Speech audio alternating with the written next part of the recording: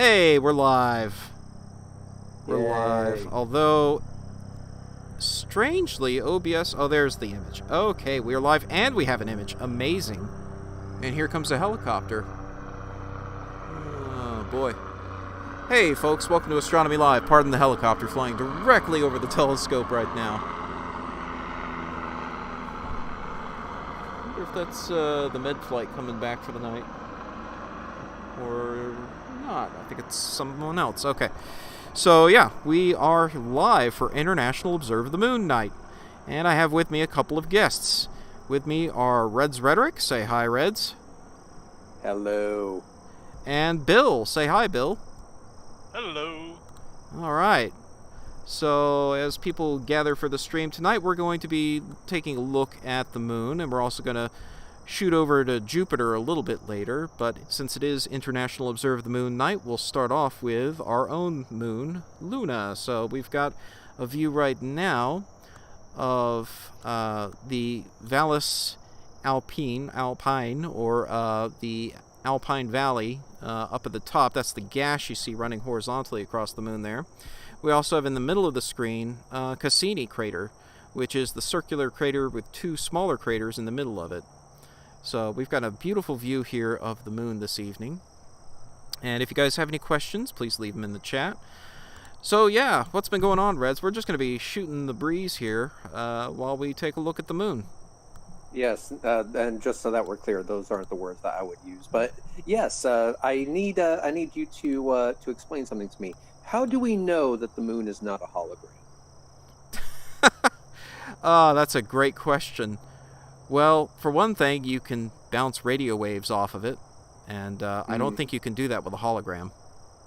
Yes. Now, wasn't there a certain someone who, for some reason, is obsessed with crows that was recording the moon and then had like this atmospheric wave go across the face of the moon, and then you were like, "Yo, let's both observe it at the same time, and if you capture this wave and I capture this wave at the exact same time, even though we're thousands of miles apart, then we would have conclusive evidence to show that that wave is actually part of the image of the moon itself and not just a local atmospheric phenomenon." Do you remember that? Oh, yes, I remember that very well. And yeah, he never responded to that offer I made, which was completely genuine. Because if it was something truly to do with the moon itself and not a local atmospheric phenomenon, all observers around the world, or at least the portion of the world that can see the moon at any one time, should be able to see that occurring at the same time. So it would have made sense if he's in a different part of the U.S., which I believe he is. If he's seeing it and then I see it at the same time, that's pretty conclusive proof that that's not an atmospheric phenomenon and something is really going on with the moon. But strangely, he had no interest in doing that. I wonder why. I would have a few questions for him on top of that, and because I know that the moon was mentioned in biblical times before they were, holograms and laser projectors and stuff like that. So, 3 questions. 1, who stole it? Question number 2, where are they hiding it? Question number 3, how do you move something that weighs 7.2 times 10 to the 22 kilograms? I mean, I assumed they... Okay, I guess I made more generous assumptions than you did. I assume they believe it's always been a hologram, and I guess aliens put it there? Jesus had holographic technology. Or aliens. I don't know. Aliens. It's always aliens. It's always aliens, yeah. I'm not saying it's aliens, but it's always aliens. Aliens. Pyramids, aliens. The Mayan temples, aliens. That big crater in Arizona, freaking aliens, man. I mean, I wouldn't put it past him to believe that, but... Have you heard of Stonehenge? Freaking aliens yet again. I rest my case. Oh, yeah, so... You would think, though, that if someone genuinely believed what he says he believes, and would genuinely want to make efforts to prove it, and the effort in this case requires no additional effort from him other than simply telling me when he's going to be observing. Like, how hard is it to coordinate simultaneous observations? We did it. We've done it before from across multiple states. So Yeah, it can yeah, be done. that was a pain. That was absolutely awful. But 0 out of 10. Would not recommend. But it was great that we did it. We showed that it could be done. But man, was that a drive? well, yeah, that's the thing. For you, the effort was you had to actually drive out there. But if you lived out there, it wouldn't have been such a big deal. I drove for 48 hours, and I didn't stop. Like it was awful. In Kansas, there's just too much of it. There's no reason for it to be that huge. And yet it is. Damn it, Kansas. There's a phenomenon called highway hypnosis. Let me tell you who was suffering from highway hypnosis after a while. You can only listen to so many podcasts before you just start going absolutely crazy.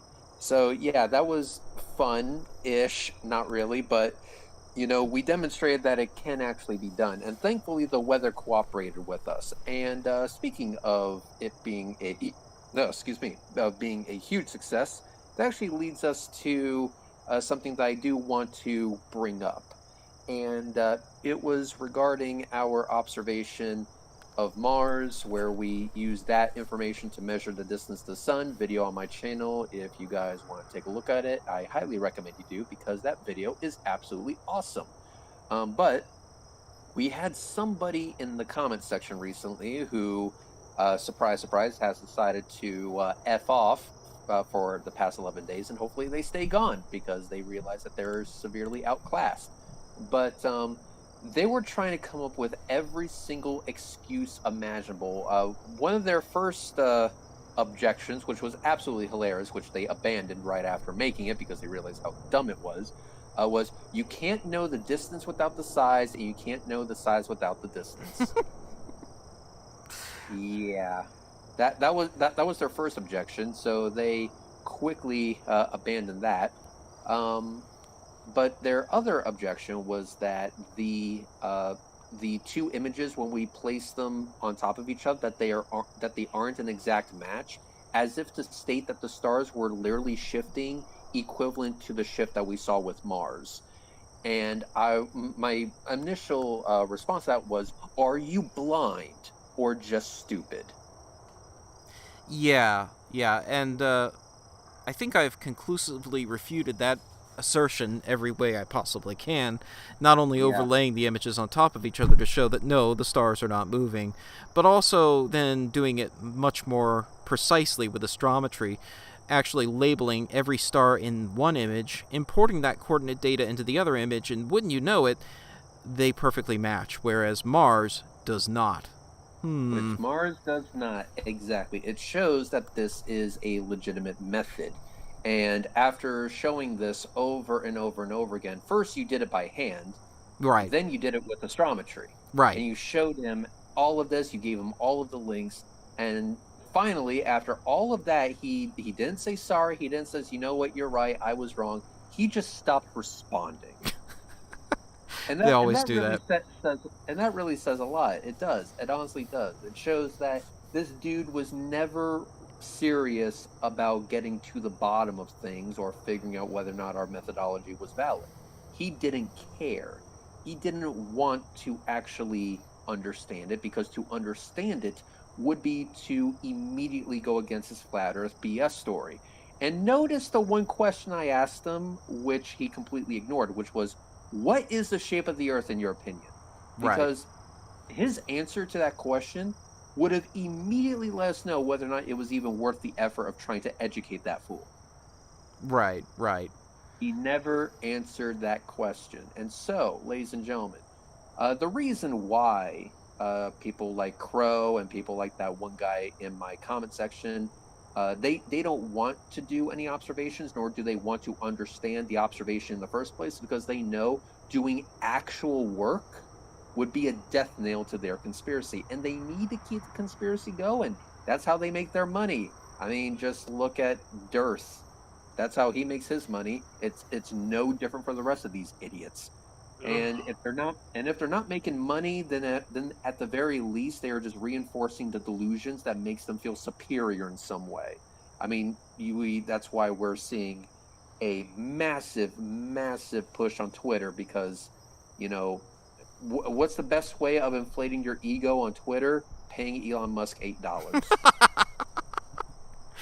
Oh gosh, that does crack me up. I mean, they make excuses for it. They're like, well, why wouldn't we pay $8 to be heard more? But they seem to be glossing over the fact that they're paying $8 to the guy who also runs the company that is launching more mass to orbit than anyone else, launching more frequently than anyone else, just every day, just almost every single day, launching a rocket into orbit and showing footage of Earth from space. I mean, how ironic is that? It's absolutely hilarious. It's like, dude, you're giving money to Rocket Man, okay? Like seriously, you guys don't seem to understand the sheer irony of you guys' existence on this website.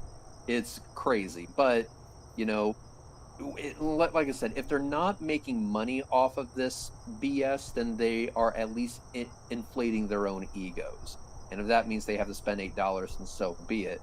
But that's the reason why they don't want to actually learn how to do the observation, and then they don't want to actually do the observation once they actually learn it.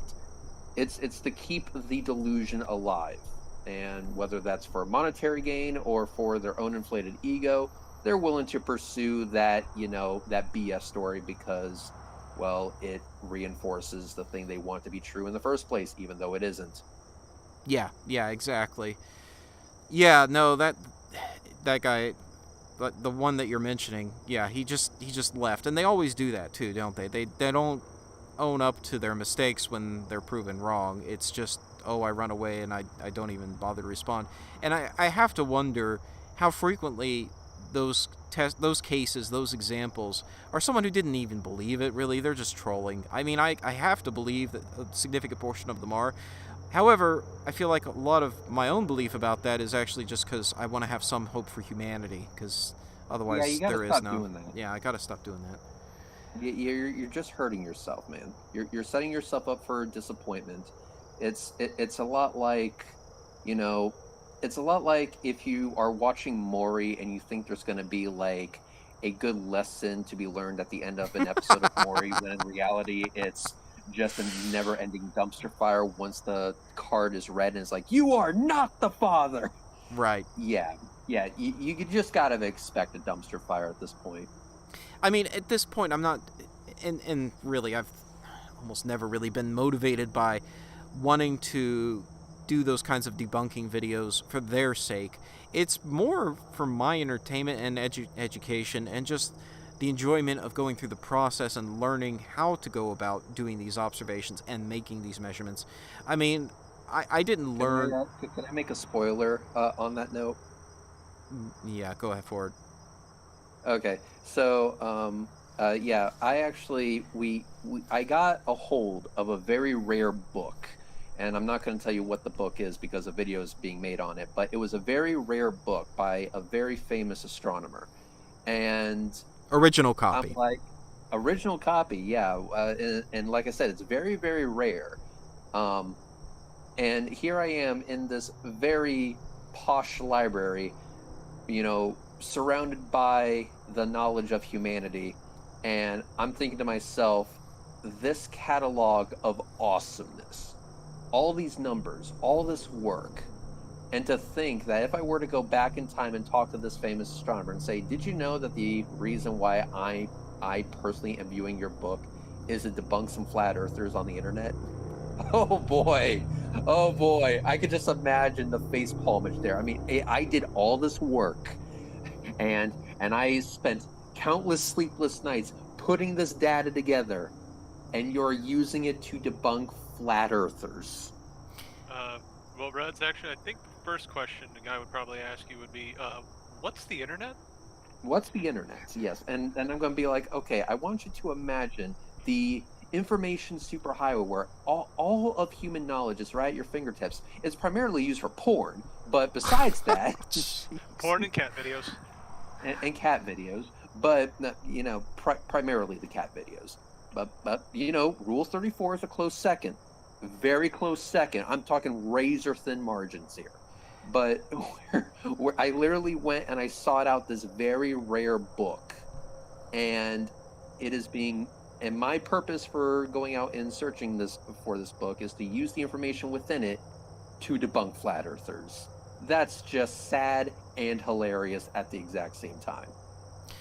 Yeah, I think about that. I think about what this famous astronomer would have thought if you could explain to them, first of all, the internet. Okay, we have in our age the ability to communicate with each other from around the globe in an instant. Everyone has access to it with relative affordability, and this is what we're dealing with. We are dealing with people who are more ignorant than the very people he was refuting with his book over 400 years ago. I would think that would cause massive amounts of despair. It's insane. It's like, let's hope they invented Excedrin back then, because he would need a whole bottle of it just hearing this information. It's like, I weep for humanity. Yeah, humanity has gotten progressively dumber as technology has become more and more advanced. So, yeah, that hope you have for humanity, you're gonna have to stop doing that. It's really tragic, and I don't know what the answer is ultimately. I really don't, but I feel like you just got to do this for entertainment, man. It's like, listen, for the people that want to learn, they're going to get something valuable out of our work, obviously. But for the people who are using our videos and our observations to just absolutely dunk on flat earthers for entertainment purposes, at this point, more power to them. That's also a reason. Go for it. Yeah, I mean, I think democratizing the ability to do these observations is important. I think arming people with the ability to assess these claims for themselves with critical thinking skills is important. And I think the education system has largely failed in that regard, as evidenced by the widespread nature of some of these beliefs. I mean, there are people who legitimately believe this who aren't stupid. I mean, these aren't necessarily stupid people. They're just people who have fallen into these rabbit holes because they don't have the critical thinking skills and the tool set needed to properly evaluate such claims and weigh evidence properly to be able to avoid falling into the rabbit hole. So what I found is that there is a disconnect between the knowledge of how to, for example, how to solve a particular math problem and when to apply it to real world situations. Yeah. I've noticed there's a disconnect there, and on a similar line of thought there, when to apply your critical thinking skills to a particular claim. Yeah. Especially on Twitter. Oh, yeah. Especially on Twitter. Oh, my God. Well, that site is going to hell in a handbasket. I will give Twitter credit for one thing. And Community Notes, I think, is a fantastic feature. It's not always right, but it doesn't miss as frequently as the people posting on Twitter generally do. And it's a great way to be able to provide the correct information alongside the disinformation, the misinformation. And the beauty of it is that when someone retweets a tweet that has been community noted, the community note goes with the retweet. So just as that tweet goes viral, so does the correct information alongside of it. That is the way it should be done. That is a good thing, but counter argument, what if I went to your place and I mowed your grass? How would you feel about that? Come over and do it. It needs mowing.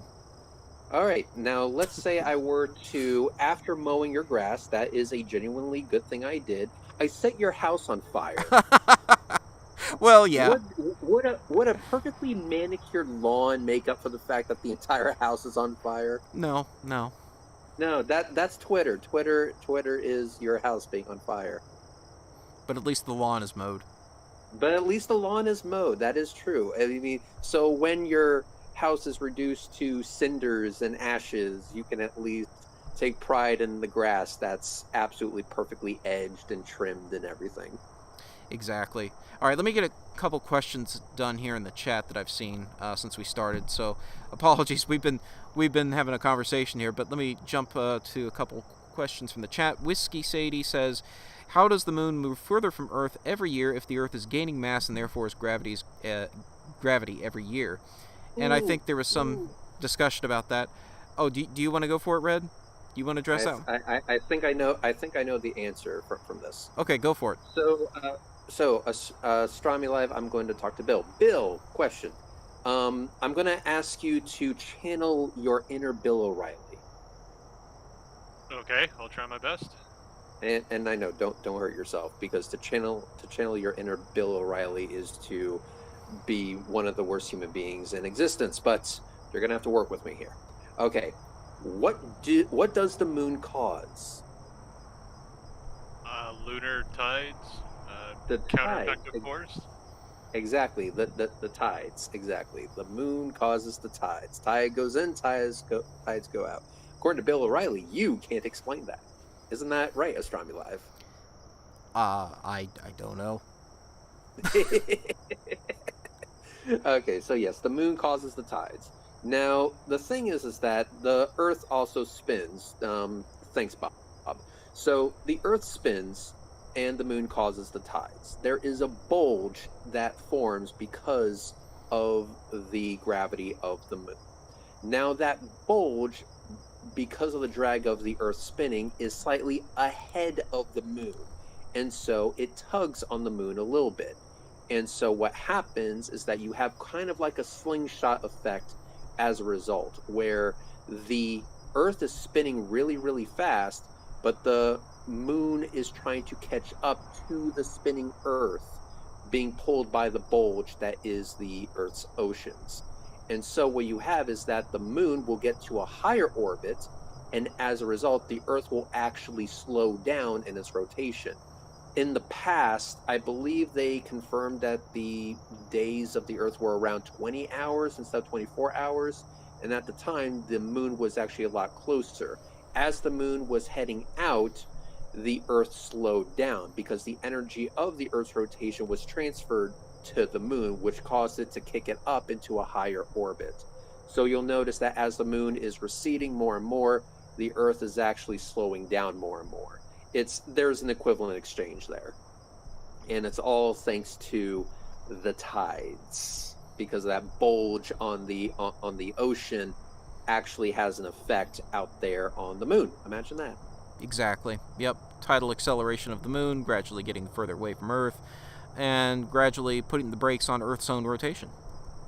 Yeah, eventually there will be a time in the future. I don't know if this will happen before or after we are consumed by the, red giant that will be our sun at that time. But there will be a time, if that doesn't happen first, where both the Earth and the moon will both be tidally locked to each other. Yeah, and I was doing some math on a similar note, a similar train of thought. Right now, as you know, the moon is at the correct distance to be able to sometimes produce annular eclipses, but also sometimes produce total solar eclipses, right? So at times, if the moon is positioned correctly, it will be just barely big enough to cover the sun. And the next total solar eclipse coming up next year will be visible here from the U.S., and we're planning to see it. But we are definitely planning on seeing that. Road trip.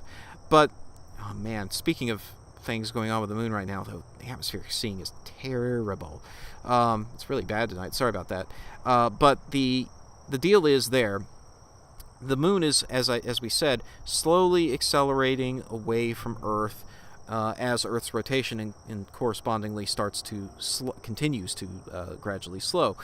But that means there will come a day when the moon is far enough from Earth that it no longer can produce a total solar eclipse. All solar eclipses, if the moon goes completely over the sun, will be annular at that point, like the one that we just had. So that day will eventually come, and I believe that will come well before the Earth is consumed by the sun. However, the Earth's moon is not the only moon that experiences tidal acceleration. The moons of Jupiter, for example, also experience this phenomenon, though it's a bit more complicated because the the major moons, the Jovian moons, have enough gravity that they actually jostle each other around as well. It's not just the moon, the gravity of Jupiter that plays a dominant role there. It's also their gravity on each other. They're in a resonance with each other, generally speaking. It's a very dynamic environment. Very dynamic environment. However, there is going to come a day, according to my math anyway. I did the math on this and also looked at some research papers on how that resonance will evolve over time, because those moons are experiencing massive tidal forces from Jupiter itself. In fact, the moon Io is being completely torn inside out by the gravity of Jupiter. It's experiencing massive volcanism because of the tidal forces of Jupiter that are causing the planet to churn itself from the inside out. Now, as that happens and as those moons accelerate outward, there will come a day where if you were, let's say you built a super advanced city floating in the atmosphere of Jupiter, kind of like Bespin from Star Wars, okay? So you've got this floating city that is balancing itself somehow to float in the upper atmosphere of Jupiter, and you can see the moons above you at times, okay? There will come a day in the future before Earth is consumed by the sun, though it doesn't matter as much at that point because you're way out at Jupiter, but there will come a day where one of the moons of Jupiter, I forget which one, will reach the right spot so that it is starting to totally eclipse the sun. Because what's going to happen, not only are the moons accelerating outward under the tidal force of Jupiter, but over aeons of time, over millions and millions and billions of years, as the sun itself evolves, the sun itself is going to get bigger. As you said, at some point, the sun will actually consume the Earth, right? So as that process starts to happen, as the sun starts to expand outward, it will reach a point that it's getting bigger, as seen from Jupiter, and the moons of Jupiter are being accelerated by Jupiter's tidal acceleration, that you'll hit the sweet spot where one of the moons of Jupiter will actually start to produce total solar eclipses, just like our moon does right now. And so I was kind of remarking on this, I think on Twitter, to somebody who was saying, well, this can't possibly be, something that would just naturally happen. Like, this has to indicate that, I guess, Earth is flat? I don't understand how the logic goes from I think there are total for intelligent design there. Yeah, but I don't understand how you go from that to Earth is flat. Like, there's some links in the chain missing there, but I think that's what they were. Because God done did it. That's why. And here's the thing: what is stopping God from making a round Earth? Just throwing that out. Well, that's what I'm saying. Like, there's no logical link to that final conclusion anyway. But I was just kind of thinking amusingly to myself, like, of the possibility of future humans living in this advanced city, floating in the skies of Jupiter. If somehow humans could survive that much gravity, I think it would be rather uncomfortable.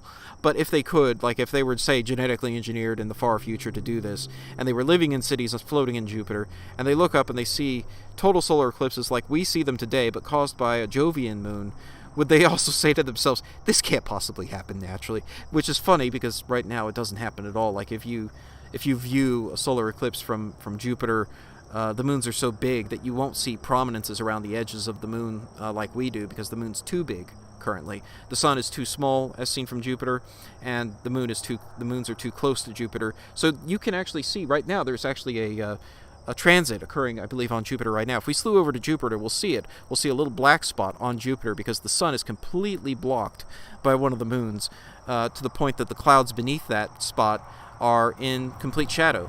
But it's for our taste, it would be too big of a moon causing an eclipse. You wouldn't see as much of the solar corona, and you wouldn't see the prominences hanging around the edge. So it wouldn't be as pleasing as it is to us here on Earth during a total eclipse. Yeah, imagine that. But we'll put brakes on that until we slew over to Jupiter. First, I want to say hello, Bill. How's it going? So, according to my calculations, you've been a viewer for quite some time. First off, thank you for having such poor standards. And second of all, how's it going? Oh, I'm alive. I'm here, which makes life great. Enjoying this conversation and trying to get some more knowledge. Cool. So, how long have you been lurking in our live chats? Oh, probably around at least a year, maybe 2. 2 years. Wow. Sweet. Well, thank you for being a loyal viewer here, Bill. We appreciate it. Yeah, no worries. I don't mind helping support smart people that are trying to help the world get a little bit smarter. Oh, thank you. You're too kind. Is that what we're doing? I thought we were here for the memes. Well, that's what you're here for. Ah.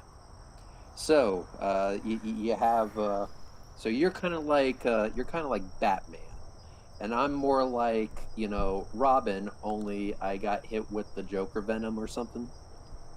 Yeah, pretty much. I gotcha. I'm the sidekick, but I also make jokes. Sometimes they're funny jokes. Sometimes they're amazing jokes, which I'm not allowed to say here. Yeah, sometimes they're inappropriate jokes is what you're looking for. Tasty. Sorry. Go ahead, Bill. What were you going to say? I was going to say, I got to thank Reds for my new 4 favorite words I use at work all the time dealing with idiot truck drivers. Nobody knows how to load their truck. Nobody knows where things go. I just immediately put my head down and go, oh, for fuck's sake. Oh, okay. Sorry, I don't have a bleep button, folks. I forgot to mention to Bill, I try to keep things PG on this channel. Oh, sorry. Oh, for... That's okay. That's okay. I could snip that out in post. Yeah. Believe me, it gets... You have to pump the brakes really hard sometimes. See, on my channel we don't have that issue because I don't really care about such trivialities such as potty mouths. But Astronomy Live here is trying to be Mr. Goody Two Shoes. I'm just trying to appeal to all ages. The kiddies aren't all necessarily asleep at 9:30 p.m. So just try to keep it civil. They totally should be, because isn't 9:30 when Adult Swim starts on Cartoon Network? Yeah, well, not everyone dictates their children's sleeping schedule by the TV. Just saying. Oh, I thought the commercial television industry controlled everything.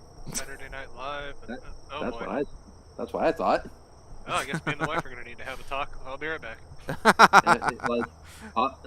Like, for people in the audience, you don't have the TV raise your kids? Wow. Yeah, that's what I thought iPads and Nintendo Switch were for. Exactly. Raising your kids, making memories. What is this? Just get them a Nintendo DS and tell them to leave you alone. Oh, jeez. I went high class and I went Steam Deck with my kid. Steam Deck. Now we're talking. Man. Yeah, that's what you get when you really love your kids. I just wanted them to leave me alone. I figured to get them the best, they'd leave me alone longer. Exactly. Astronomy Live, did your folks buy you a Steam Deck? No, we didn't have that. We had original Nintendo and original Game Boy. But you got those at least, right? Yeah. No, I had those. It's true. Then I have news for you. Those were your actual parents. Oh, no. I had the Game Boy Color with the red cartridge Pokemon. Top notch. Hells yeah. Oh god, I'm gonna date myself with this one. The original Gray Brick and Tetris. Ooh. Oh yeah, no, that's I hear you there. That's what I had. I had the original Gray Brick. Yep. Let's see. I had the following. Did you have this? Ooh. I had... Oh, somebody just disconnected. No, this call will end in 15 minutes. Oh, is that what that is? Oh, dear. Okay, well, we'll extend call. Can I do that, or do I have to pay for something? Oh, I have to pay for something. That's fun. What? I never had this issue. Yeah, I have to do a Google One Premium plan. Oh. Is this something new? Well, this is why I haven't used... I have Google One... okay. And so long, I literally... This is why I use StreamYards. Yeah, see, now... I have a Google One on my other account, so tell you what, when this ends, we'll switch over to my other account, which should have unlimited. Bill, you won't dox me, will you? You won't do that. No, I mean, you already paid me that $1,000 to keep your secret, so... Yeah, that's why I didn't use my other account, because it's got my real name all over it, but, no, you wouldn't be like that. Don't worry, Astronomy Live. I got some of his, images, if you know what I mean. Oh, jeez. Speaking and Red's of... threatened to show his face to me if I do anything, so I gotta be nice. We basically, yeah, have you ever you remember that part in Pirates of the Caribbean where they're all pointing the guns at each other? Oh, jeez, yeah. It's kind of like that right now. So we're good. Yeah, speaking of, I'm No not gonna... one has to know that everyone has wet powder. I'm not going to... Yeah, I'm not gonna name names here, but speaking of getting images, I have to say something here. If you're going as far as digging up 20-year-old images of me from university, from my university website, and you had to have known where I went to college and when I went to college, yeah, you're a stalker. Just because you found it online, that doesn't mean you're not stalking me. It's a little creepy. Just saying, it's a little creepy to do that. Yeah, Don't think it's really kosher. That is top tier creep right there. Yeah, and another thing. You know, as I'm doing tonight, what am I doing tonight? I'm streaming the moon with a telescope, right? A nice big telescope, and I'm letting everyone see through it. Fantastic, right? Yeah, doing that 20 years ago, I was doing that at college, volunteering at our university observatory, where we would have public events. Sometimes those public events involved the Boy Scouts, the Girl Scouts, whatever. If they wanted to come see through the telescope, fine, we would let them come see through the telescope. Me being at one of those public events as a volunteer is not evidence that I'm a creeper. Just saying. But evidence that if you're digging up 20-year-old photos of me doing that to try to prove I'm a creeper, guess what? You're the creeper. You're the creeper. Congratulations, you just played yourself. Yes. Yeah. That is top tier creep right there. I have to say, top tier creep. Yeah. Don't know why anybody would do that. I mean, why go into people's past? Just leave it there. Oh, Astronomy Life, by the way, I like that blue shirt you had at that house party. You should wear it again. Oh gosh. Yeah, I'll dig that out of the closet just for you, Bill. Don't worry. It's kind of like this. When all else fails, slander is your only tool, and when the reason is simple, slander becomes the tool of the loser. So, right now there's this narrative that people are trying desperately to spin up, and it just is not catching on. Gee, I wonder why. And it all started when the flat earthers on Twitter started losing the argument. And keep in mind, they've always been losing the argument. And they're not very happy about the fact that they're losing the argument, and so they have to try and kick below the belt, and the way they're trying to do that is by manufacturing BS stories and then going out of their way to search for anything that could possibly be misconstrued as validating that BS story. Yep, that's pretty much it. I wonder how many of them went to the school of DMOC.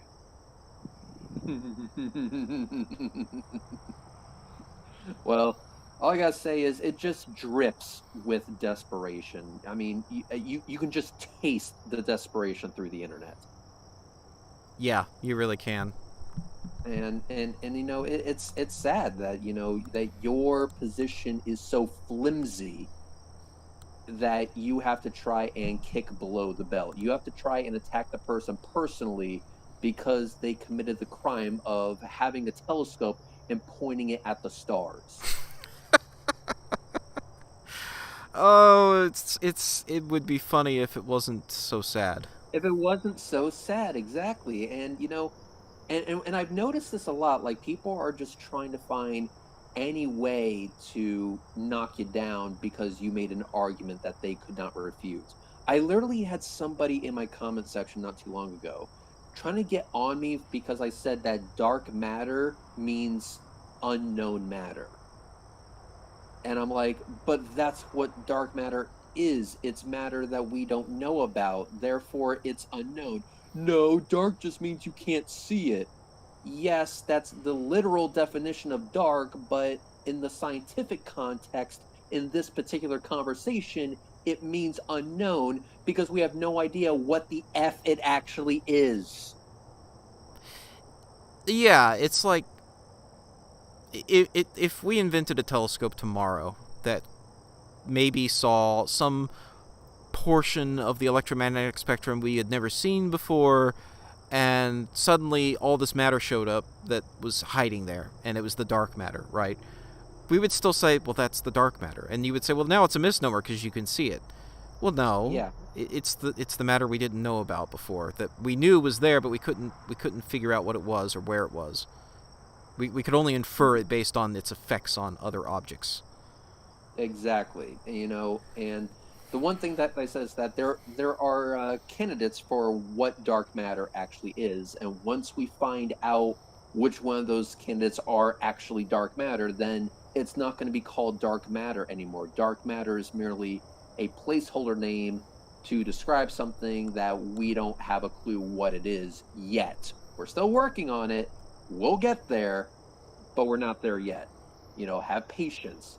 But people are so desperate that they will literally start arguing semantics, even though the underlying points that we were talking about were completely correct in the way that we described them.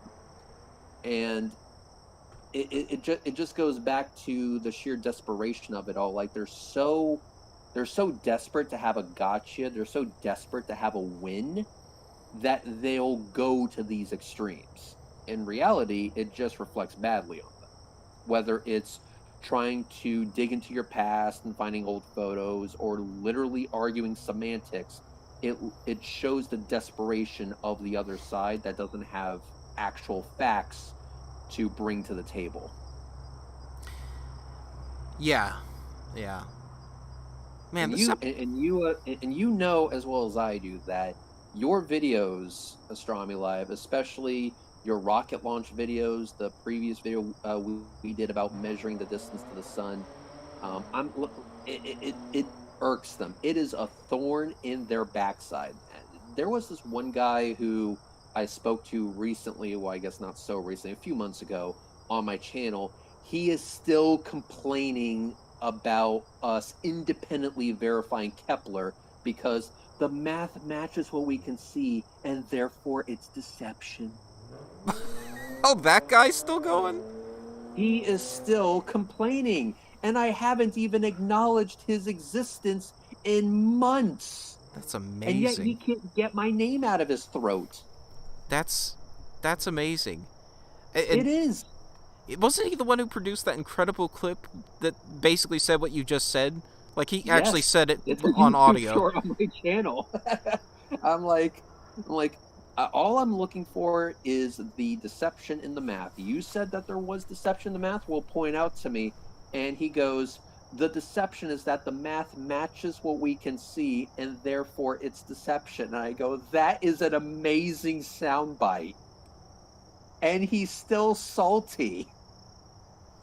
I mean, I could understand him being salty, but I would have figured he would have been one of those that would have, disappeared into the ether because he was embarrassed. On? Right.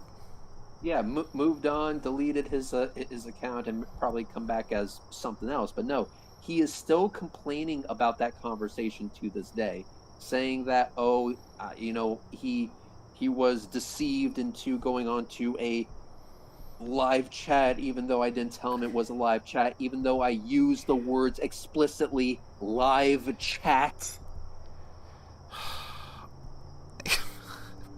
And not only that, but he says, well, I didn't know it was live. And I go, we had comments coming in. We were reading them to you during the stream. And not only that, you came in on StreamYards, and when we go live, there's a little tag at the top corner that says live. That's amazing. That tag isn't there for decoration, my friend. It's telling you something, some useful information. And in reality, it doesn't actually matter, because let's hypothetically say he came onto my show and did a fantastic job, and he debunked the crap out of me. He wouldn't care that it was live. No, the only reason that it's a problem is because he did a terrible job. And that's why he can't stop complaining about it to this day. It's sad. Speaking of things we need to complain about, I need to end this call and create a new one, and I'll send you a link, Red, and you can pass it on to Bill, because we're about to run out of time on this version of free Google Meets.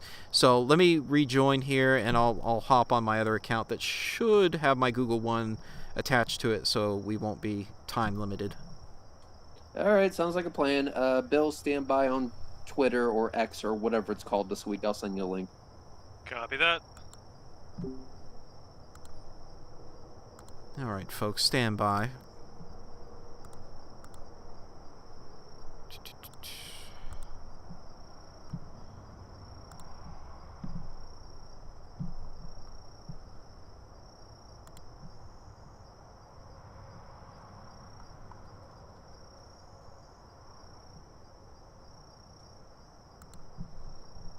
Yeah, that's weird. Huh. Okay.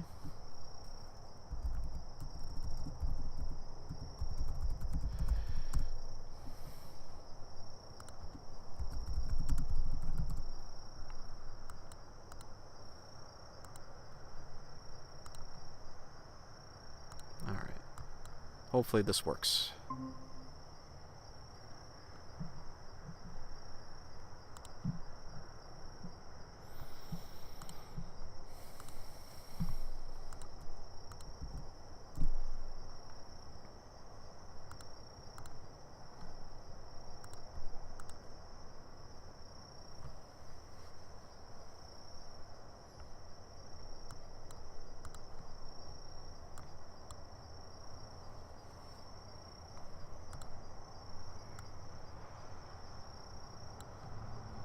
Yep, I know you guys can still hear me. I'm trying to get Red to rejoin, and then we'll get Bill on as well. Just waiting for him to get the link.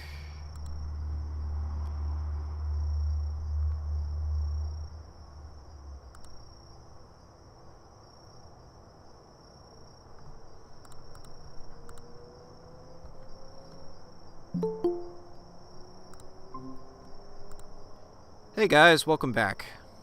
Yay! Alright, hopefully now we should be good to go, because I have a Google One account on this account, so it should be okay, theoretically. We'll find out. Theoretically, unless Google has different plans. Exactly. Bill, are you still with us? Yep, I'm here. Great. Excellent. Alright, we're good to go. Cool.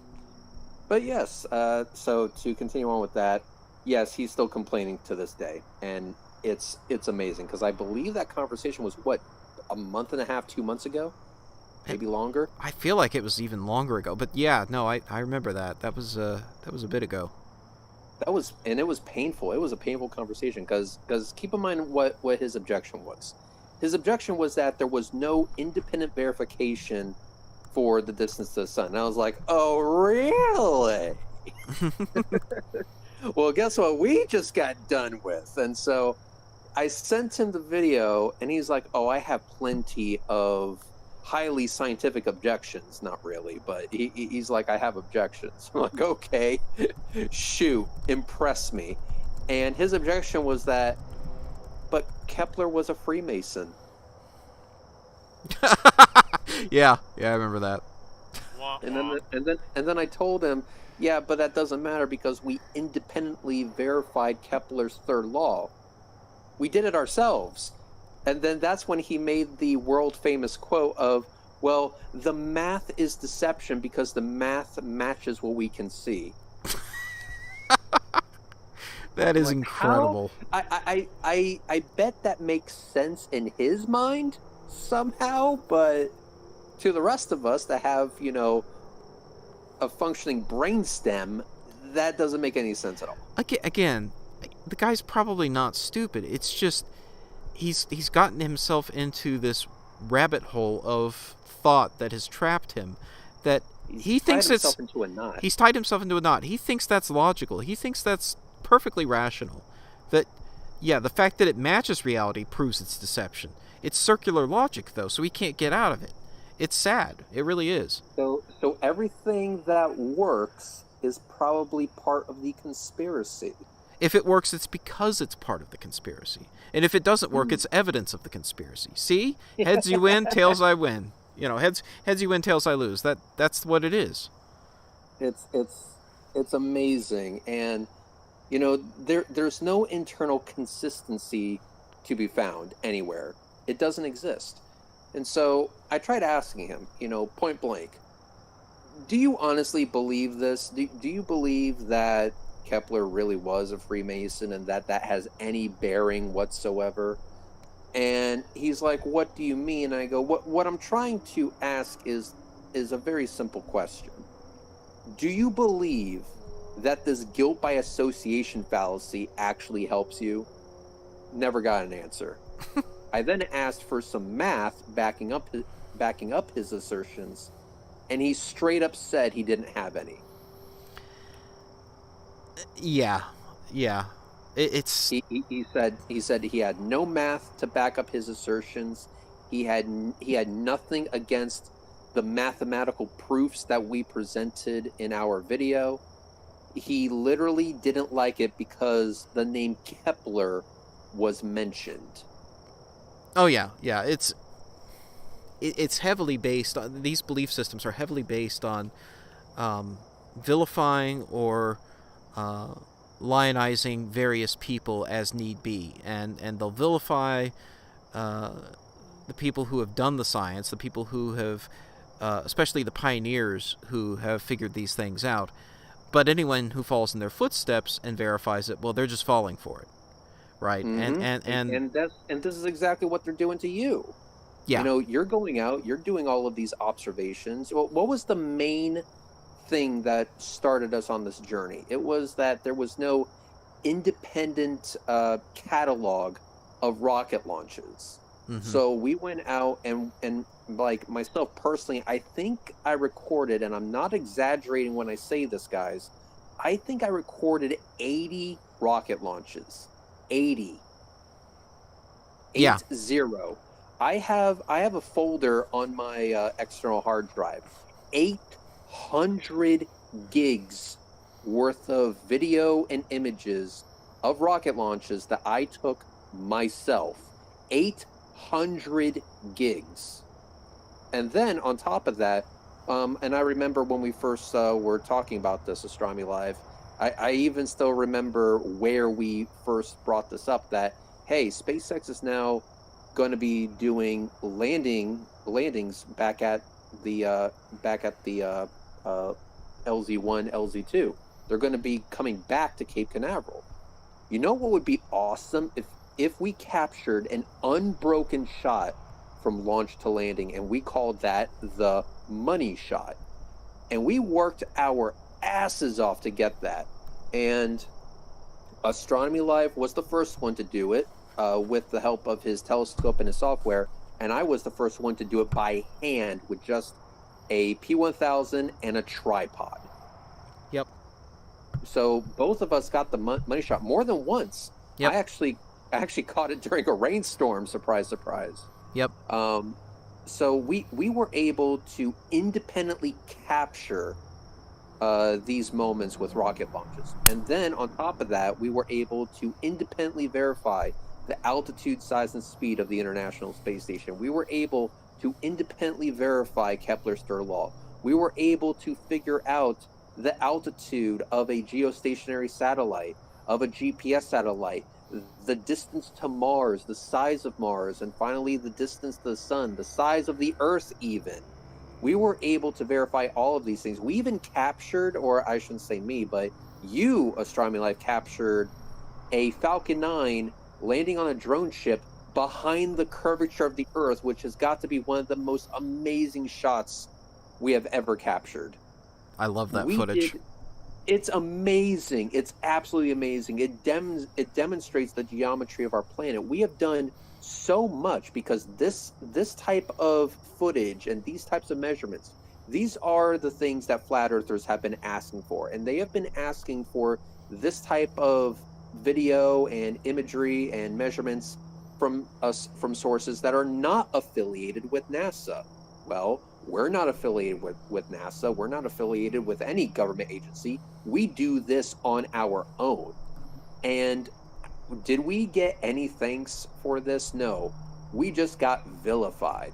So if you do exactly what the flat earthers are asking you to do, you may find one of them sliding into your DMs with a photo of you from 20 years ago. Right.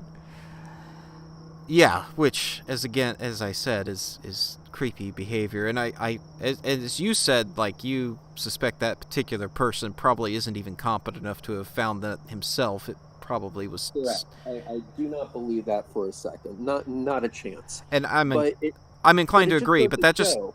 But that means you understand what that means, though. Like, I agree with you, but that means there's multiple people, like, going around passing these photos around. Like, There's a network. There's always been a network. Because the thing is that if you're trying to spin a BS story, you got to actually be involved in a conspiracy in order to do it well. You know, let's face facts. Jeranism didn't do all of this crap on his own. Bob Nodell didn't do all of this on his own. Dirth didn't do all of this on his own. Mark Sargent didn't do all of this on his own. Patricia Steer didn't do all of this on her own. They're all part of a network, and there's always been this network of idiots, and point blank, they are idiots. I believe they are actually idiots. There's this network going around that if you can't beat them with facts and evidence, that you have to hit below the belt. And here's the thing, there's a similar network being formed on Twitter. It's there. And you can easily identify these fools by the mere fact that they have a blue check mark. Oh, yeah. Well, I mean, absolutely. There are intelligent people who have blue check marks, too. I mean, MC Toon, for example, you know. But the fact that these are people who think that SpaceX is faking everything, and they're paying the CEO of SpaceX. Like, excuse me? What? You know? Yeah, the irony is not lost on me, and it shouldn't be lost on them. Right. But you know, it all goes back that there is no amount of irony present. There is no blow too low that they're willing to engage in if it means getting a one-up on you, whether that's in the number of followers they can get, whether that's, you know, what photos of you they can find from 20 years ago, whether it's convincing a insignificant number in the audience that, well, you said Kepler, therefore Freemason, therefore we shouldn't trust you. You know, it doesn't matter at the end of the day, because they're just trying to find any so-called win that they can put into their little binder of victories. Oh, I'm gonna write that down. That was an own. Yeah, that was a win right there. I think I'll call that a win. I couldn't debunk anything he said, but it's still a win because I found this this photo of him looking at looking through a telescope. Right. You know, he was there looking through a telescope, educating the next generation. Therefore, I win. I was like, this doesn't mean what you think it means. No. Certainly not. But going back to it, you know, we do all of these things. All of these things are exactly what flat earthers have been asking for, and they don't seem to really appreciate it all that much. So when a flat earther says, well, you should do your own research, just know they are lying to you. They just want you to look at their own crappy YouTube videos and immediately swallow what they're trying to sell you. That's what they want from you. And definitely don't use a real telescope. You got to stick with the P900 or P1000, because if you use one of these things right here, you know, you're falling for the deception. You're part of the problem in that case. So you got to use the P900 and the P1000 and make sure it is not in focus. Exactly. In fact, we should do that tonight. We should point at a star, deliberately defocus it, and then I'll get a heat source, maybe a lighter or something, and stick it out in front of the telescope, and let's see what happens. We might recognize what the footage looks like. It looks like all their footage. See what happens. But you know, just point blank one more time, because I have to reinforce this point. When a flat earther tells you to go out and do your own research, they're not being genuine at all. We have gone out, we've done the research, and have they thanked us for our work? Have they corrected the errors of their ways? Absolutely not. No. And to your point, the video that I'm working on right now, where you go to a library and look at this very old 400-year-old book, they're not going to like that one bit.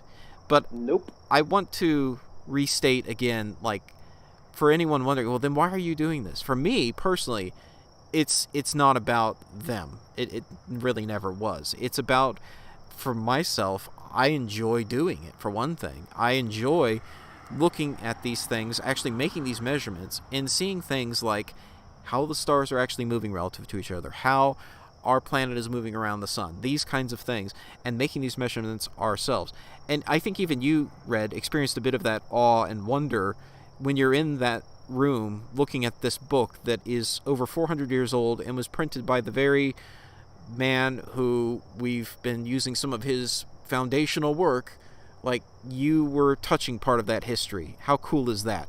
To me, like, that makes it all worth it.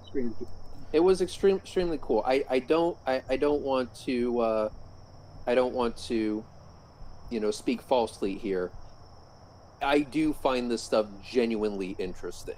It is absolutely amazing to be a part of it, and I do say over and over again that the main reason I make my videos is for Flat Earth Butthurt, which is true. That is the main reason I make the videos, but my main reason for being interested in this stuff has nothing to do with Flat Earth.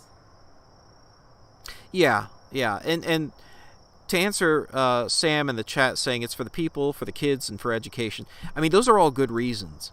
But I want to be fully honest and transparent about my personal reasons for doing it, which it's those are all good motivations. But ultimately, the reason I'm passionate about it is because I personally enjoy it. It's selfish, but it's true. Like, I have to be personally interested in it, or it's just not going to be as good a video because I'm not going to be as personally invested in it. But I am personally invested in these things. I'm very personally invested in doing things like tracking the space station, measuring its altitude, doing all the other things that we discussed tonight. Like, to me, that is truly interesting stuff, and I hope that our videos are inspirational to others and that other people will actually do it. I mean, I say this all the time in my videos. You don't have to believe us. That's the beauty of it. Anyone can replicate this themselves. Anyone can do this themselves. I'm I'm personally invested because I find it personally interesting. But I don't really find, well, I guess it's interesting, but it's annoying. What you're seeing right now are clouds going over the moon. So I tell you what, while Red, you maybe pick up the conversation here, I'm going to get ready to slew the telescope over to Jupiter because we're probably going to lose the moon here pretty soon with some clouds moving in. Understood. Yeah, like I said, it's interesting to me. I'm totally into like the rocketry and measuring the distance to Mars and the distance to the sun, and this stuff is actually interesting to me. Making the videos in the way that I do, though, it's all to debunk Flat Earth and to make sure that they understand exactly why we know what we know and why their BS doesn't hold any water whatsoever. And so it's a weird duality. It really is, and Pluto, I have no problem Saturn, acknowledging that. Jupiter, But acquiring object, it is what it is, and we make do with what Jupiter.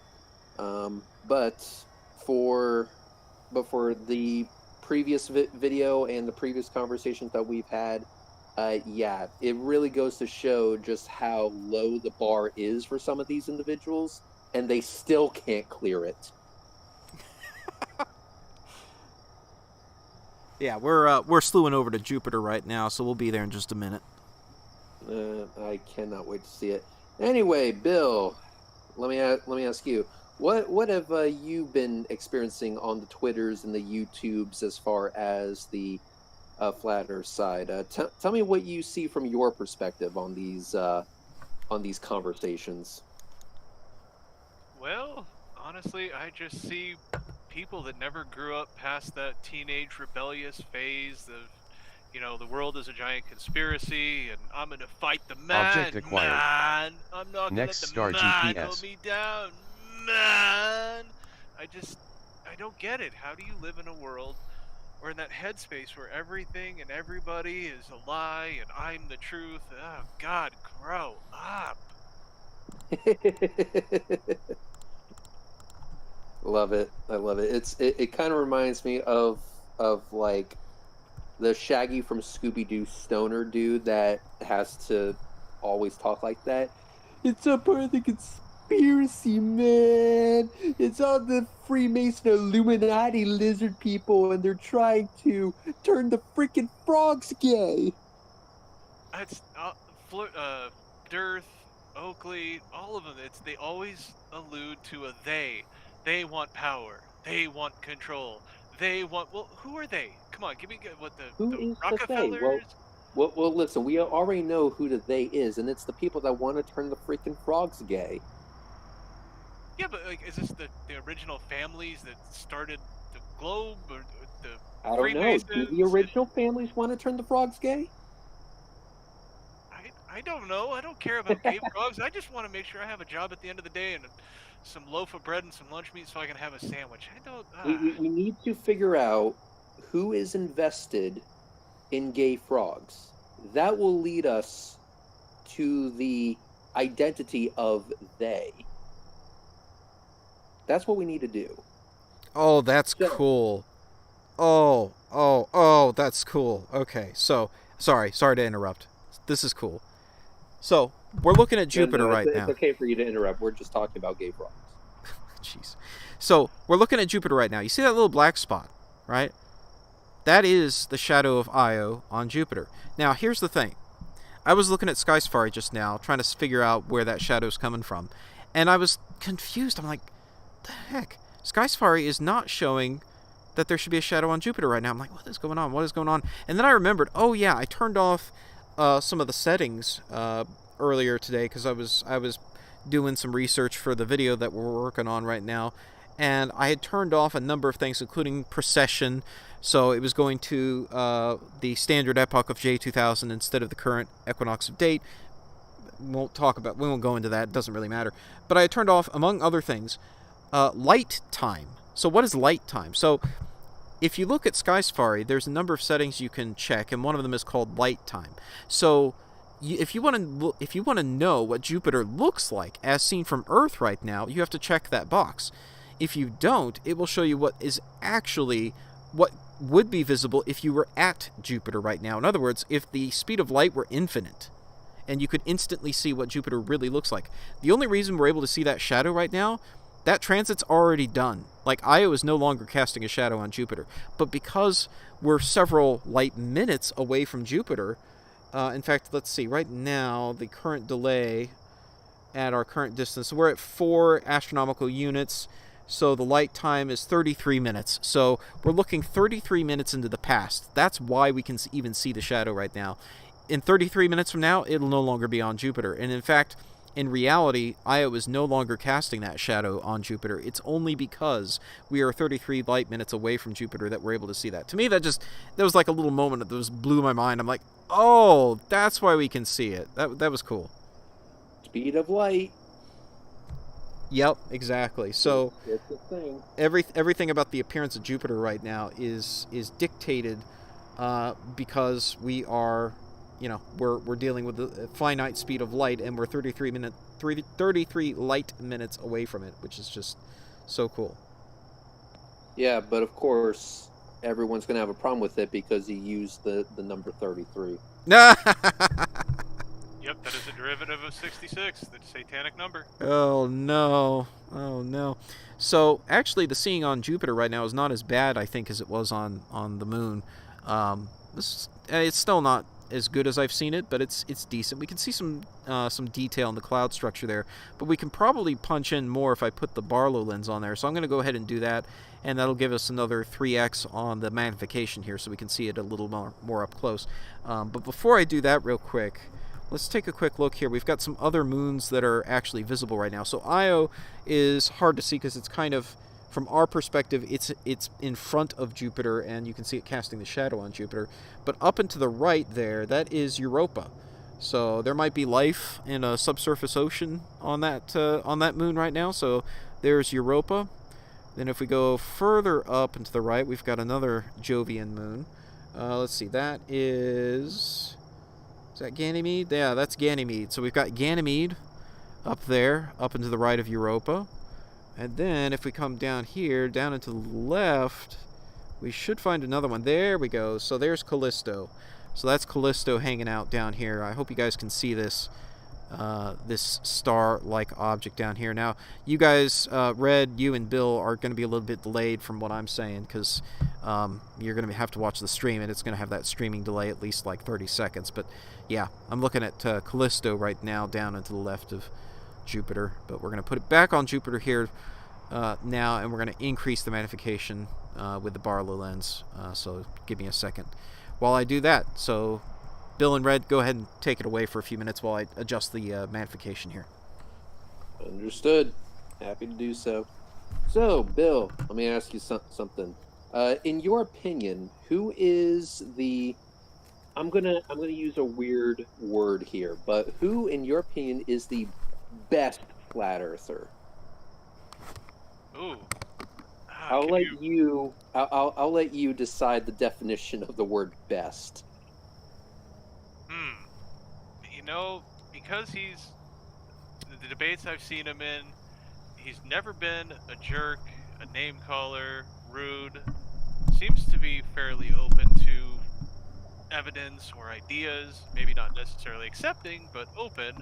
I'd probably have to say Jeranism, and then maybe Flatzoid. Not smart, but when it comes to not being a straight-out jerk like Oakley or Demock, I'd probably have to go Jeranism and then Flatzoid. Jeranism. Well, I will tell you that Jeranism... He's a very weird guy, because he'll be supposedly kind and then really reveal the fact that he's a straight up piece of crap. Ooh, or maybe I should say interesting. Yes, I'll give you an example. So, Jeranism made a video not too long ago, which I believe he deleted after I responded to it. And it was a video where he was mocking Stephen Hawking and his series Genius. And one of the first episodes of Genius was measuring the circumference of the Earth. And so, obviously, that is something that would trigger Jeranism. Let's face facts here. But Jeranism wasn't arguing the points that Stephen Hawking was making in this documentary, in this series. What he was doing was, well, he was attempting to do that and failing miserably. So I'm not really going to give him any credit and say that he did do it. He didn't. He wasn't actually debunking anything. What his main the main source of his content, or the main theme of the video, was him making fun of Stephen Hawking's disability with ALS. Wow. Ooh, Yep. What a bag of ugh. And then he went a step further. He then said, actually, the real Stephen Hawking died years ago. That's just someone pretending to be Stephen Hawking, and the nameless, faceless they are just controlling him and what he says. What? Yep, that was actually said in that video. I wish I were joking.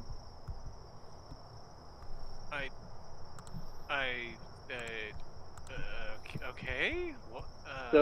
So apparently, because Stephen Hawking has to talk through a computer and needs a wheelchair to move around, and can't really do anything independently, that therefore Stephen Hawking is indeed being controlled.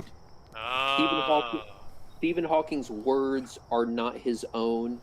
And so when Stephen Hawking says that the Earth is round, it's not him actually saying that. It's the nameless, faceless they that are making him say that, because apparently the real Stephen Hawking knew the Earth was flat, or some garbage like that. As much as that is garbage, I could see how one could easily buy into that dumb conspiracy. Even though it is a dumb conspiracy, it's one I can at least see how you could come to that false conclusion. Well, it's one of those things where it's a very easy conspiracy to make, because you're essentially taking a cheap shot at somebody who definitely suffers from the disability that you are saying that they have. And does that make them, let's say, vulnerable to that type of abuse? Yeah, sure. But keep in mind that Stephen Hawking has done some pretty amazing things, which would mean that his abusers would have to be as smart as Stephen Hawking. They're not. Didn't Whitsitt say he was smarter than Stephen Hawking? Yeah, but Whitsitt doesn't know what non-Euclidean geometry is, so let's not put too much stock in that, okay?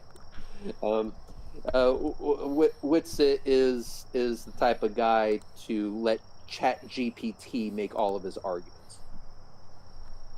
Yeah, and a word salad generator with a nice little Word bit of salad ranch on the generator. side. Yeah, well, since I was able to consult with thermodynamics and photosynthesis, the flux capacitor of the thingamabob and the doohickey states that the subattendant of Y was the Menu. reciprocal Tracking. of globe, Alignment therefore stars. flat.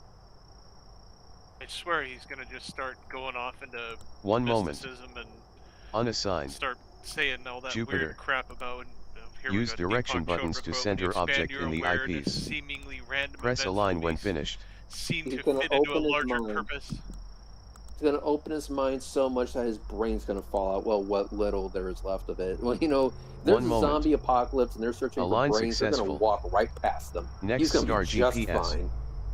Yeah, they try to feed off people like him. They're just, well, maybe that's the problem. Maybe we should have more people like him around. That way the zombies starve. We should wait for the zombie apocalypse first, though. Yeah, put a bunch of them out on the road. It gives the rest of us a chance to go and hide and kind of observe zombie behavior. Oh man, but yeah, that Whitsitt is another weird character. But yeah, he's basically the chief word salad generator, and he's an expert at ChatGPT. How does one become an expert at ChatGPT? Well, you see, there are ways to manipulate your questioning of ChatGPT to make ChatGPT support flat Earth, even though Menu. you ask Mode. ChatGPT directly Rate. what shape is the Earth, Track it will rate. tell you it's round, Lunar. idiot. Sidereal. But if you manipulate the GPS. question, or if you manipulate the flow of the conversation just right, you can get ChatGPT to say anything, literally anything. I know you don't exactly get along with him, but did you see the debate with Fight and Bro Sanchez and all of Bro's boys coming in and with the manipulated ChatGPT questions? Bro Sanchez, that name rings a bell. Why does that name ring a bell? I think I spoke to him, did I? I think I did. He's the guy that. Yeah, Bro Sanchez. I know he's a flat earther. Yeah, I think I did speak to him before, and it was definitely not memorable, considering that I'm having trouble remembering my conversation with the guy. Oh God, I was trying to remember what was the running gag people were calling him. Oswald Bates. That's right, from In Living Color. They were calling him a cheap Oswald Bates. I was calling him Reverend Al Bates. Just the God. And his cronies and him were complaining about how Fight's chat were beating up on them and being racist and treating them poorly. But then I jumped over to his chat, and oh God, it was the exact same thing going on there. God forbid you look at your own people in your own chat. Well, when you're losing the argument, just scream racist. That's usually how you immediately win. Just pull the race card. That'll help you out. It has absolutely nothing to do with the fact that you don't know basic trigonometry. Yeah, exactly. I don't know trigonometry or math or how to science or even understand what the idea of making a claim is. Therefore, you are a racist. People just don't seem to understand this, or maybe they do and they just don't want to acknowledge it. That if you use Newton's equations to do basic calculations, those calculations will work regardless if the person doing them is black, white, blue, green, orange, doesn't matter. You do the math right, it's going to work. Like, is this really controversial? Are we at that part of are we finally at that part of the conversation where the mere act of doing math has become a race issue? Like, seriously. Oh God, I remember seeing on oh Lord, it was somewhere on one of my news front pages. Some teacher somewhere was making the claim that math is racist and that it supports a white supremacy culture or something like that. That's when I just kind of looked in the mirror, and I know you guys aren't exactly Christians, but that's when I looked up and said, God, please take me away from here. It's not for me anymore. You promised me there was going to be a rapture. Yeah, where's the rapture, please? You're late. TikTok, I want to get out of here. I know you said something's gonna happen first, but come on, can we just, skip those things and just make it happen now, please? These are the type of people that would be on the Titanic, and they would be saying, the ship isn't sinking, my end just rose 200 feet. Yeah, it's the waves. It's your perspective. Perspective, yeah, it's perspective. Perspective. That's the ultimate excuse. Yeah. Why are you saying dumb crap on the internet? Perspective. And refraction that only works when I want it to work. Otherwise, refraction doesn't work for you. The Nikon P1000, the official camera flat earthers, except when it starts debunking their nonsense. Like when I took it to Tampa Bay and half of Tampa was missing. Oh, look at that. I guess there's a flood happening in the city. Oh, wait. No, there isn't. Just the curvature of the earth. Deal with it. Or when Detroit is always being flooded, or Chicago, is always being flooded. Toronto's always being flooded. Tampa's always being flooded. Vancouver. Catalina Island, if you're off the west coast here in California. Like, there's a lot of flooded cities out there, and, yeah. Oh, and Lake Pontchartrain is bending in half. No! Oh, no. What have I done? I did something terrible. What terrible thing did you do? I hit ProRes on the Blackmagic. The video capture card did not like that. Uh-oh. Did you just slam it with like 8K worth of quality and the capture card was like, oh, go F yourself? Probably. Yeah. I mean, my estimated recording time on the SSD for the camera went from 166 minutes to 48 minutes. So yeah, that'll do it. Yeah. So yeah, back to people need to understand this, just so that we're clear. Astronomy Live has a camera that records in such high quality that the memory demands are insane. Yeah, it's got a 512 gigabyte SSD. I can chew that up in less than an hour at 4K 60 FPS res if I set it right. And people want you to keep that footage indefinitely. Yeah, I had to actually... You're going to kill me for this. I had to actually part with a Falcon 9 LZ-1 landing video that I'd recorded with this before. Granted, it was the worst one I'd ever done, but it was the OneWeb launch to landing, which I lost during the landing, kind of towards the end of the landing. And that was the one where I accidentally set the telescope in a spot where it got blocked by a bush at the very end, if you remember that. I do remember that. Yeah. Still not very happy about that, but it's okay. Yeah, well, I made up for it with you did make up for it. Falcon Heavy. I acknowledge that you made up for it. So you can eat now. Right. So I had to nuke that to free up space yesterday on like my external hard drive because it was just I didn't have any room. I had no room and I had no time to copy files, so I had to free it up. So it was sad. Do you have a hard drive that is very lonely? Is it just collecting dust? Then why not allow us to adopt it? Right, exactly. We'll give it a home. We'll nurture it with the data that it craves. So Now, I want you to just imagine like the song in the background, like "In the Arms of an Angel," just playing right here. Sarah You know, McLachlan is the wooing you. sad Yeah. puppy In song, the yeah. So arms of an angel. yeah, so the sad puppy song, but instead of puppies, it's hard drive. So if you have a hard drive that's very very sad and wants to be loved and appreciated, give us a call. We'll be happy to take it off your hands because God knows we need it, like really really badly. So I don't know if you guys can see, but at the 3 o'clock position on Jupiter right now is a little white speck. And that white speck is actually Io in front of Jupiter, so it's going to be coming out from in front of Jupiter and next to Jupiter here in the next few minutes. But I wanted to just point that out. So I don't know if you guys can see that with the streaming compression, but I can definitely see it on my end for sure. It's very very light because again I'm using my cell phone, but yeah I can see it. But this is amazing because it shows that you mean to tell me that we can look at the sky through telescopes and see that objects are indeed moving? What? No, you're just looking at the glass dome. That's crazy. I was told that explicitly doesn't happen.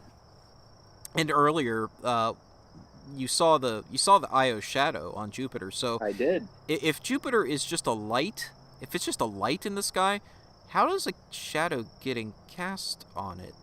Good question.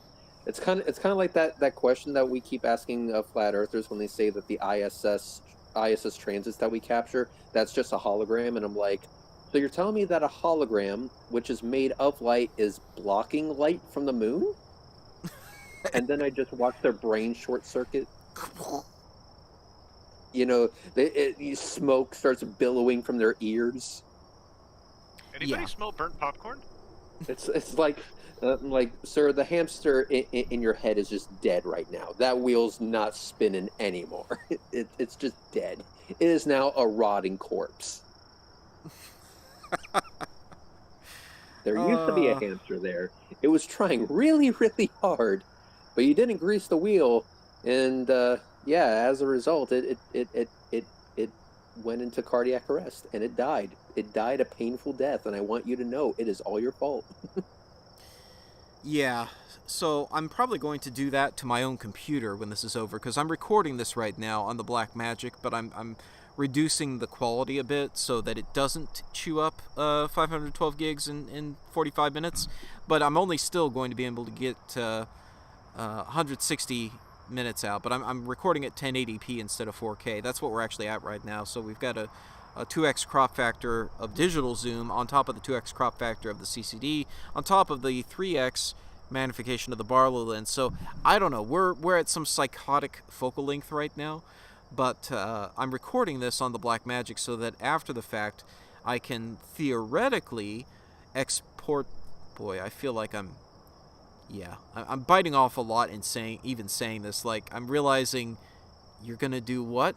Yeah, we'll see how this goes, but I'm going to try to export this to a standard MP4 and try to then stack the video with stabilization and stacking and have a time lapse at the end of this, because that will be cool, because we're gonna stay on Jupiter here for the next few hours if we can, assuming the weather lets us do it, and be able to see in a matter of, I don't know, minutes. Eventually, we should start to see the great red spot rotating into view, and about midnight, it'll be prominently on display. So that'll be cool to see. You all are going to see that because I'm going to head to bed in about half an hour. Oh, well, that's fair. Yeah, some of us unfortunately have work tomorrow, which stinks. But I did say I was going to be very, very busy the next few months, and boy, I didn't realize how right I was. I wanted to say congratulations on that, Reds. After hearing that stream, very happy for you. Yeah, definitely. I appreciate it. Yeah, and thanks for being patient with me. I didn't forget about you. I almost did, but I didn't, and I should be appreciated for that. And I thank you for being patient with me. Hey, it's life, man. Can't get in people's way or can't tell people to change their life just for you, man. That's selfish nonsense. Yeah, I appreciate that. But on this, I do have to say, Astronomy Live, you just explained in vivid detail, you know, what you're going to do and how you're going to do it with the camera that you're using and the amount of memory it takes and everything like that. and yet all of that doesn't really mean much because you're not using a Nikon P1000. Yeah, I would love to see a P1000 try to do this. Yes, but you want to know what your camera can't do? It Real- can't win the hearts of flat earthers everywhere. Yeah, but in fairness, neither can the P1000 when you use it correctly. Zing! It's funny because it's true. Yes. It's like, damn that Red's rhetoric and his ability to focus the damn thing. I literally bought a Batinoff mask that fits the P1000 just to piss him off. I forgot you did that. Oh my god, that's right. That's amazing. The best part of that is that when we did our comparison between the telescope and the P1000, people got so pissed off by that. I still link to that video. It's great. It's great. I love it. It's like, oh, we're going to test this camera to that heavy metal music starts playing. That's one of it's great because I was like, this is going to be a stupid video, but it's one of the better videos that we made because it demonstrates that they're putting so much faith in this P1000, and I own one. I know its limitations. I'm very knowledgeable of it, and it's like people are still going to just use a P1000. Like, do you know what we were actually using for this observation? Do you know the size of this scope? And people were like, oh, that doesn't matter. So we made the video, and it got, oh my god, so much butt hurt, and it was funny. Oh, but P1000's still better. No, it isn't. No, it isn't. Just stop. No, it isn't. And the best part about it is that we were able to do testing on not just planets, but we were also able to test on a pass of the International Space Station, which flat earthers say does not exist. So we were able to use the space station, which they hate, to demonstrate that the P1000 isn't the end-all be-all, which they also hate. I can see why they hate this video like a lot. Oh look, 15 minutes. The call's gonna end in 15 Oh more minutes. no! Oh no! Okay, well, I know you got to get to bed soon anyway, so I guess we'll call that the end of the call part of the stream, if that's okay. But well, I'll keep streaming on Jupiter here after this is over. I don't know why it's doing this. I have a Google One account. I thought that would protect us, but I guess not. I think what's going on is that Google is. I mean, they made a lot of changes recently. Okay. And like for example, they were doing a lot of changes when it comes to their ads and their paid for features, not just on YouTube, but for all of their Google products. Mm-hmm. Which sucks. Which, by the way, there are some people out there who have a very severe mental disability. You may know them. They are the people that have YouTube Premium. So, Hey, I resemble that remark. So if you are the type of person to not be incredibly insane, there is actually a way around their 3 video BS. There is a Google Chrome-like browser called Brave, and the icon is that of a lion. If you download Brave browser, it works just like Google Chrome, but Brave browser basically said, like, look, whatever Google or YouTube implement to force ads onto you, we will adjust our browser to immediately counteract it. And so on Chrome, it gave me the 3 video limit, like, hey, ad block is not allowed here. We're going to stop allowing you to view YouTube videos unless you either allow ads or you allow for YouTube Premium, or you pay for YouTube Premium. And I said, I got a better idea. How about you go F yourself and I don't do any of that? So I downloaded Brave Browser, and it literally brute forces its way through not only the ads, but the block that's trying to force ads onto me in the first place. So if you don't want to pay for YouTube Premium, but you also don't want ads, download Brave Browser, and it will literally bypass their nonsense altogether. And the best part about it is that you can download the mobile version and also bypass ads. It's pretty awesome. It's epic. Now, to that end, I would say this is that I acknowledge that YouTube needs to make some money, and that's fine, but this is not how you do it. See, I didn't start hating ads, and I didn't start using ad block when YouTube started pushing ads. That wasn't what drove me away. It was when they started layering ads on top of each other. Like, you would get 2, sometimes 3 at a time, and they would happen, like, for a very long video, they would happen every 3 minutes, every 5 minutes, something ridiculous like that. And I'm like, okay, I understand y'all need to push ads every now and then to make money, but this is not how you do it. And if you keep shoving all these ads down my throat, I'm just going to decide to go without it. And that's exactly what I did. So, YouTube, tip from the top, my guy. If you want me to view ads, I will be more than happy to view ads. But you're going to have to lower the amount. You need to make it tolerable. You need to make the annoyance a level in which I'm willing to tolerate for the amount of video that I'm able to watch uninterrupted. So if I'm viewing a podcast, I don't want an ad every 5 minutes. Space that part to 1 ad every hour. Now we're talking. And 1 ad at a time? Yes, that would also work. Or, better yet, push the ads to the side of the video so it doesn't interrupt the content. Do that, and we won't have any issues. And you'll see that I won't have any need to use an ad block anymore. But the only reason I'm using an ad block is because you're shoving them down my throat, and I don't really appreciate that. The amount is absurd, YouTube, so until you fix your garbage, people are going to find a way around your nonsense. You can try to fight it, you can try to block us from using ad block, it's not going to work. We will always find a way around it without paying you $10 for YouTube Premium. So, that's my little rant. Or you could just be like me and pay for YouTube Premium. Yeah, but I don't have a mental disability. Are you sure about Ouch.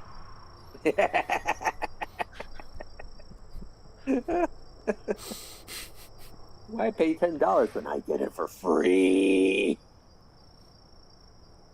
Yeah, I mean, I mainly use it because I want my YouTube music, which I know it's sad, but that's what I use in my car is YouTube music. YouTube Music? I do. It works with Android Auto. I like it. Like everyone else. No, I don't want to. You don't want to use Spotify?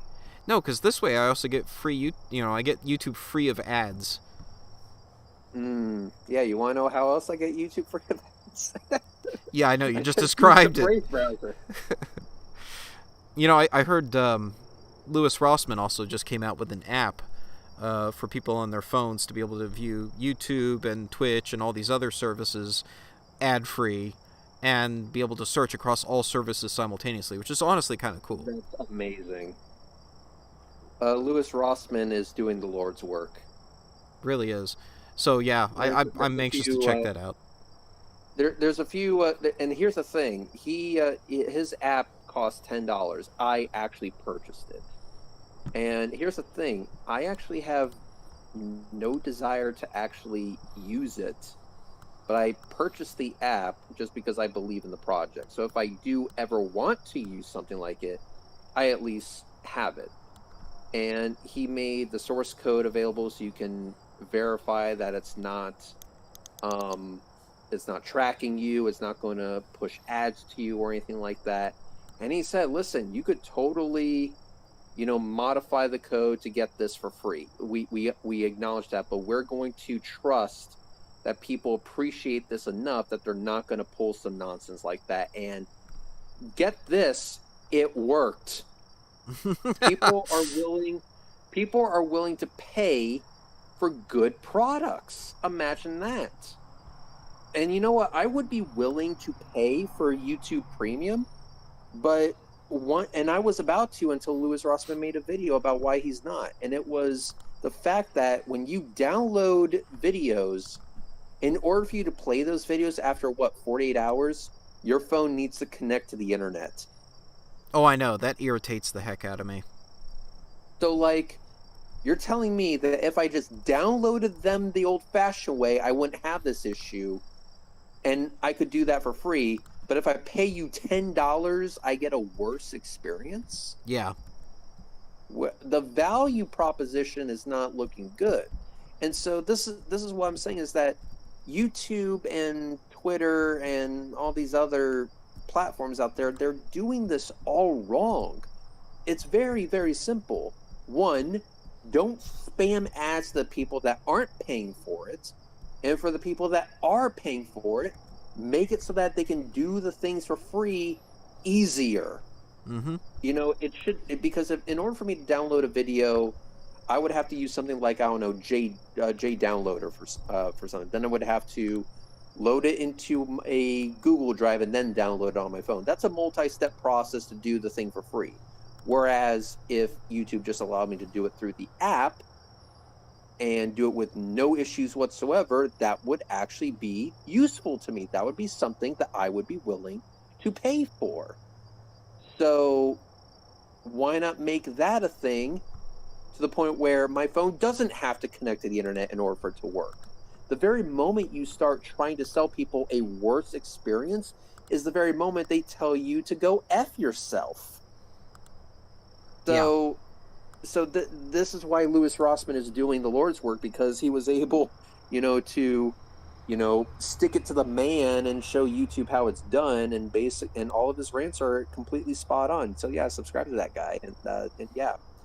So yeah, Astronomy Live, I understand that you have YouTube Premium, but I'm stubborn. I'm trying to make a point. Even if YouTube simply doesn't get it, I will at least be part of the solution. No, I totally get that. Yeah. No, they need to start offering something that's actually worth $10. It's true. Like the download functionality is useless. I get that. I hate it. It's no good. And how hard would it really be for them to fix it, right? But it wouldn't be hard at all. And that's the question.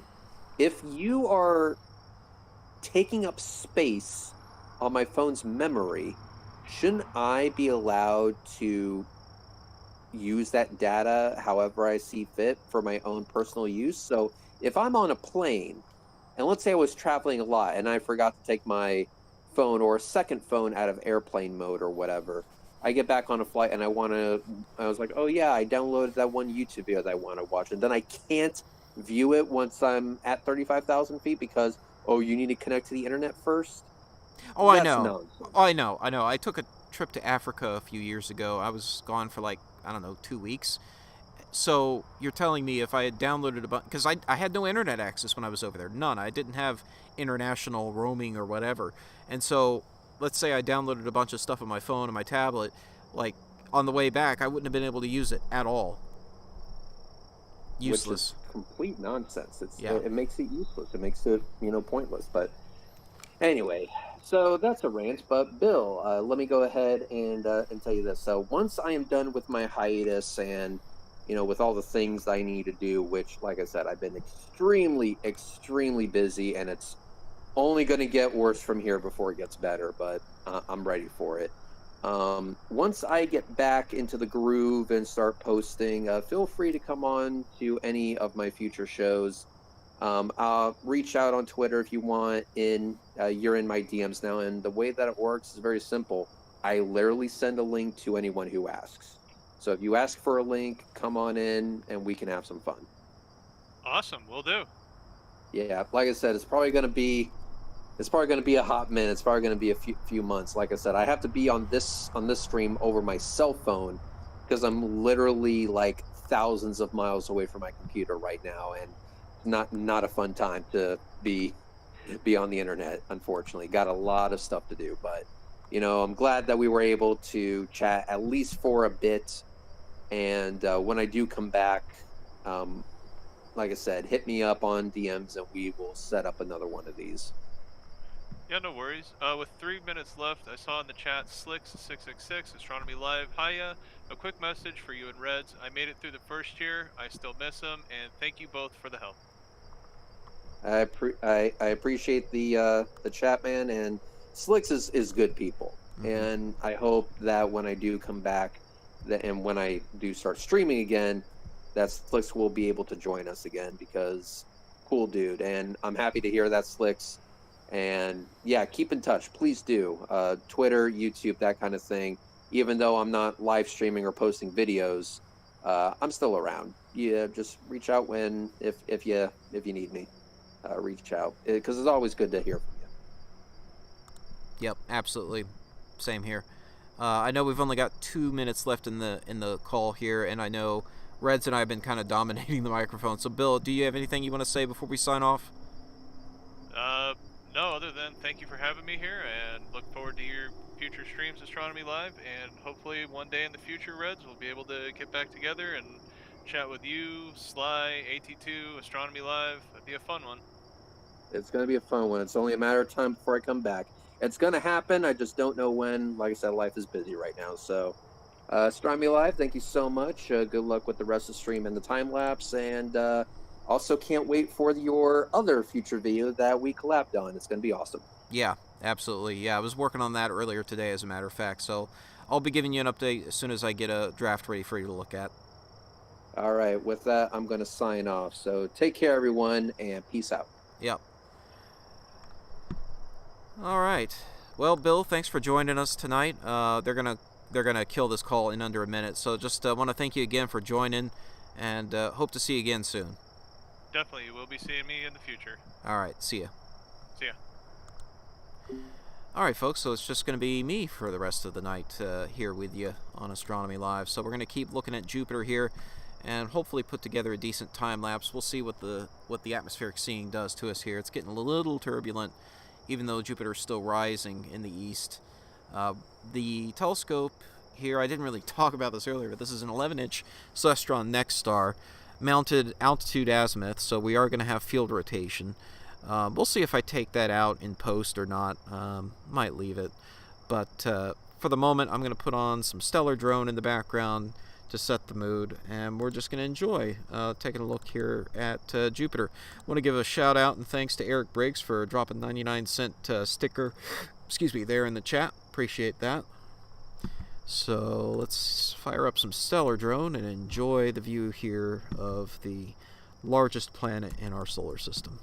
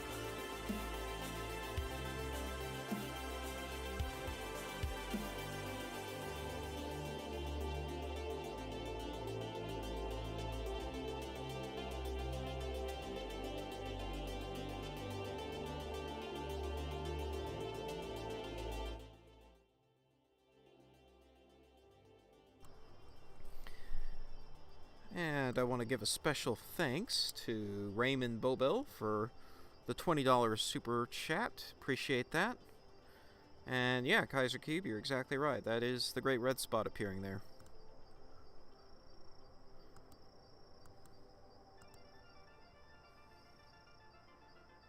And yeah, that's Io. Yep.